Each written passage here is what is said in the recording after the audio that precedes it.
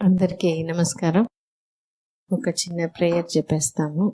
ఇక్కడ చేరి ఉండే ప్రతి కాబోయే తల్లిదండ్రులు కూడా మంచి బిడ్డని, అంటే మంచి ఆరోగ్యం, మంచి తెలివితేటలు, మంచి గుణాలు కలిగే మంచి బిడ్డని తీసుకుంటారు అని ప్రార్థిస్తున్నాను.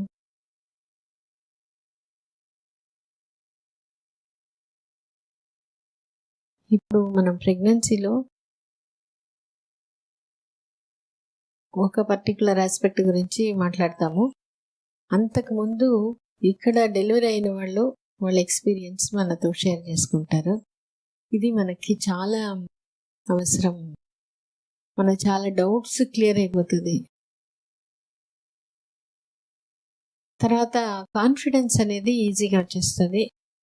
ఒక్కొక్కసారి మనం చాలా ట్రై చేస్తాం, కొన్ని డౌట్స్ని, కొన్ని భయాన్ని వదిలిపెట్టడానికి చాలా కష్టపడాల్సి వస్తుంది. మళ్ళీ ఎన్ని బుక్స్ చదివినా, ఒక్కొక్కసారి ఎన్ని నెట్ చూసుకున్నా అది క్లియర్ అవ్వదు. వీళ్ళు వాళ్ళ ఎక్స్పీరియన్స్, వాళ్ళు చేసే కొన్ని విషయాలు, కొన్ని నిర్ణయాలు వాళ్ళు షేర్ చేసుకునేటప్పుడు మనకు అది ఈజీగా అనిపించేస్తుంది. వాళ్ళు కూడా చేశారు, మనకు కూడా అది చేసుకోవచ్చు. ఎందుకు ఇది చాలా ఇంపార్టెంట్ అంటే, ప్రెగ్నెన్సీలో మన ఇమోషన్స్ అనేది చాలా మార్పులు చెందుతుంది అనమాట. ప్రెగ్నెన్సీ లేనప్పుడు ఎంత ధైర్యంగా కాన్ఫిడెంట్గా ఉండేవాళ్ళు కూడా ప్రెగ్నెన్సీలో చాలా భయం కొన్ని సందర్భాల్లో అట్లా వచ్చేస్తుంది. కాన్ఫిడెన్సే తగ్గిపోతుంది, భద్రతా భావమే ఉండదు. కానీ అదే టైంలో మనం భయాన్ని, బాధని షేర్ చేసుకుంటాము, బయట పెట్టి హెల్ప్ తీసుకుంటాము, అంత ఈజీగా మనం ఆ బాధ నుంచి వచ్చేసి చాలా హ్యాపీగా, కాన్ఫిడెంట్గా అయిపోయేది కొన్ని కూడా ప్రెగ్నెన్సీలో వీలవుతుంది. సో దీనికి ఏ మందులు కూడా పని చేయదు, కొంతవరకే. మెయిన్గా మన ఆలోచనలో మార్పు రావడానికి మనకి వీలవుతుంది అనే మనకి ఆ కాన్ఫిడెన్స్, అది తెలుసుకోవడం, మనం కూడా అది ప్రాక్టీస్ చేసుకోవడం వీలవుతుంది. అది తెలిసినప్పుడు మనం ఈజీగా దాన్ని ప్రాక్టీస్ చేసుకోగలుగుతాము. ఇప్పుడు డెలివరీ అయిన వాళ్ళు వాళ్ళ ఎక్స్పీరియన్స్ చెప్తారు, దాన్ని బాగా మనసు పెట్టి వినండి. జాహ్నవి. నమస్తే అండి. నాకు 2 పిల్లలు, ఒక పాప ఒక బాబు. బాబుకి 2 years, పాపకి 1.5 months. నేను ఫస్ట్ బాబు అప్పుడు 7th month అప్పుడు ఇక్కడికి వచ్చాను. నేను నా 9th month ప్రెగ్నెన్సీ పీరియడ్లో ఫస్ట్ బాబుతో 6th monthలో ఉన్నప్పుడు నా ఫ్యామిలీ సిచ్యువేషన్స్ సరిగ్గా ఉండేవి కాదు.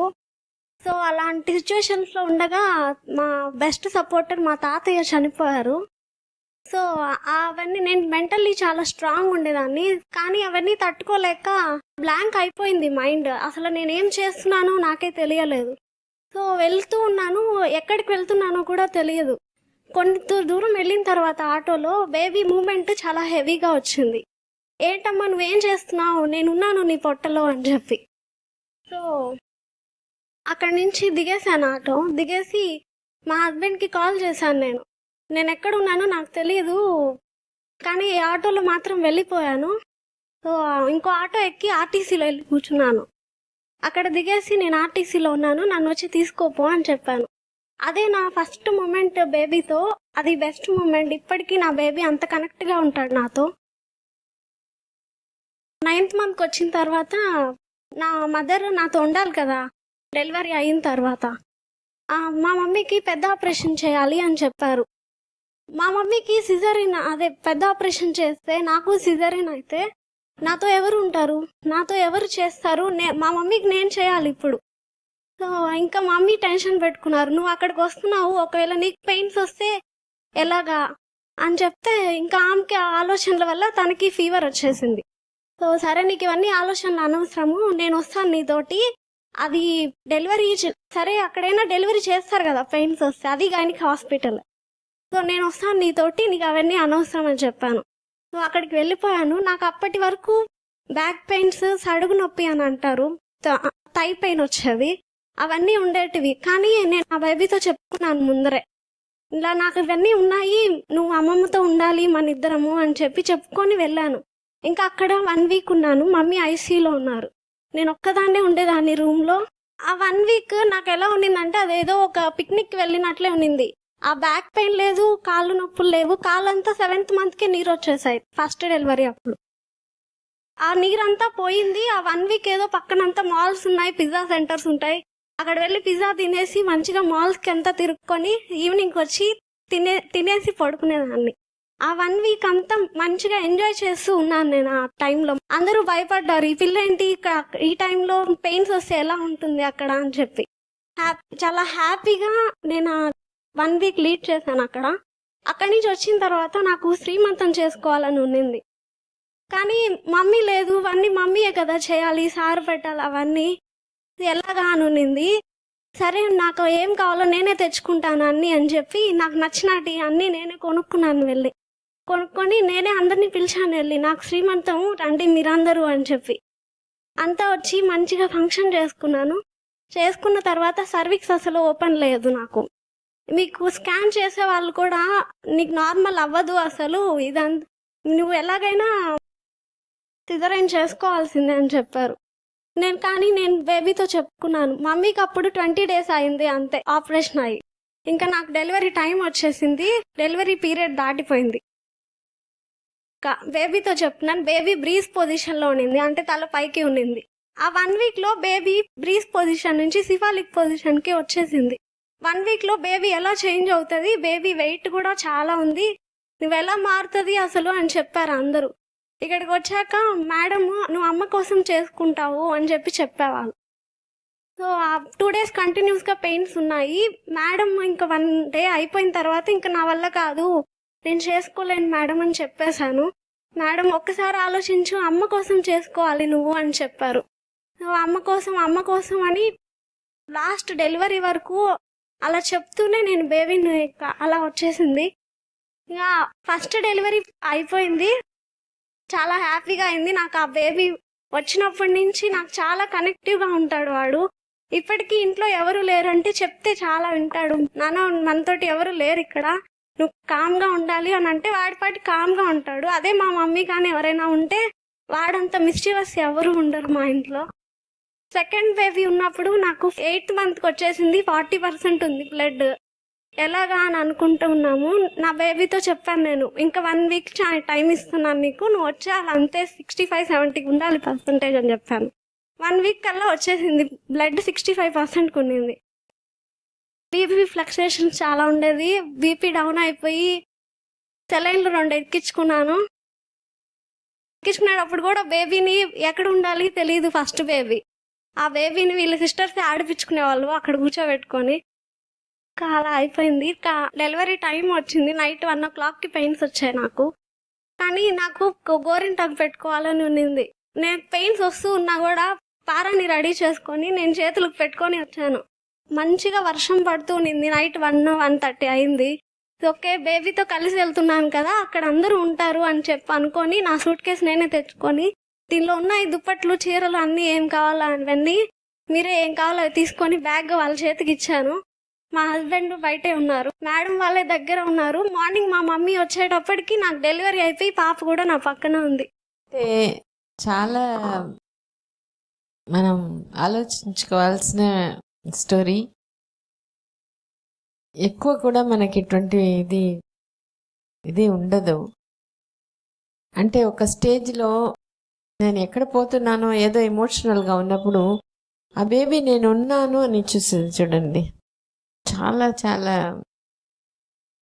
అప్పటి వరకు నాకు బేబీ మూమెంట్సే లేదు మేడం. నేను చెన్నై చెకప్ లో ఉన్నాను అప్పటి వరకు. 6th మంత్లోనే ఇక్కడికి వచ్చాను. అప్పటి వరకు మూమెంట్స్ ఉంటాయి బేబీవి అని కూడా నాకు అలా గ్రహించడానికి కూడా టైం లేదనమాట.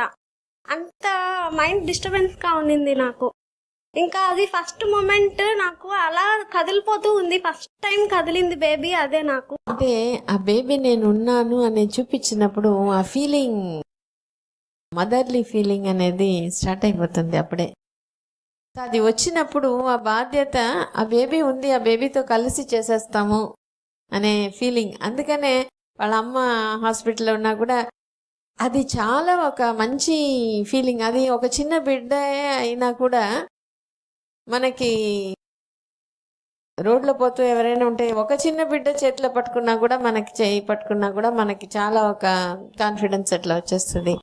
అట్లా హాస్పిటల్లో ఉండి అంటే ఆ బేబీ ఉంది అని తెలుసుకున్నప్పుడు వచ్చిన సంతోషం, ఆ కాన్ఫిడెన్స్ అది ఉన్నప్పుడు శారీరకంగా ఈ నొప్పులు ఇవన్నీ ఎక్కడికో వెళ్ళిపోతాయి.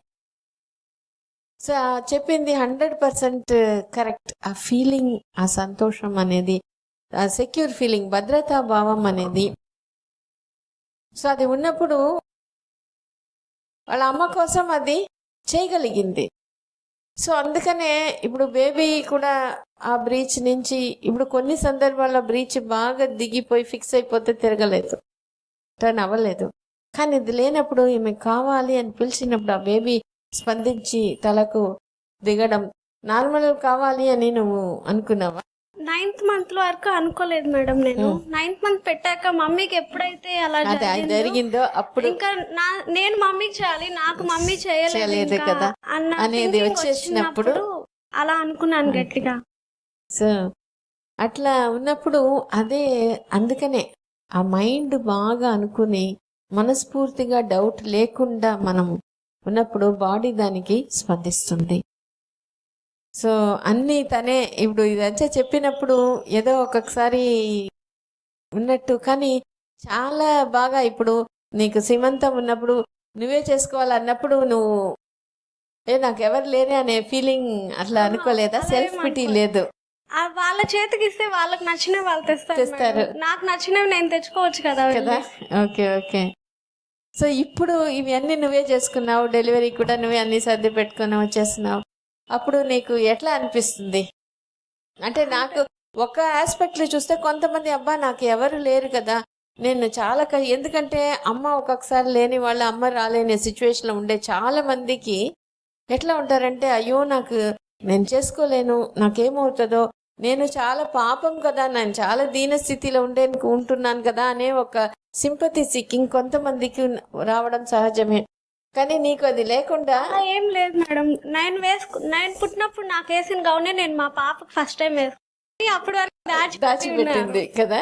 ఓకే నేను నాకు నచ్చినవి వేసుకున్నాను కదా, అన్ని లో తద్ది పెట్టుకొని. Okay okay. ఇవన్నీ వేయాలి పుట్టగానే, అందరూ చూడడానికి వస్తారు మా పాపని. ఓకే ఓకే అని చెప్పి నాకు నచ్చినవి నేను సర్దుకున్నాను. Okay okay okay. సో నువ్వే ఎక్కువగా సొంతంగా చేసుకున్నావు. హాస్పిటల్ స్టాఫ్ గురించి వాళ్ళ గురించి నీకు ఎట్లా అనిపించేది? అంటే వాళ్ళు రాగానే, ఇప్పుడు అనసూయ ఉంది, మేము రాగానే చాలా ఫ్రెండ్లీగా ఉంటాము. మెడిటేషన్ మేడం ఉన్నారు, నేను తనని చూడగానే నేను దాంకుంటాను ఎక్కడ మెడిటేషన్కి పిలిచి తీసుకెళ్ళిపోతుందో అని చెప్పి. ఇంకా అందరూ చాలా మోటివేట్ చేశారు. సో హ్యాపీగా స్టాఫ్తో కూడా బాగా కలిసిపోయినావు. ఓకే, చాలా సంతోషం.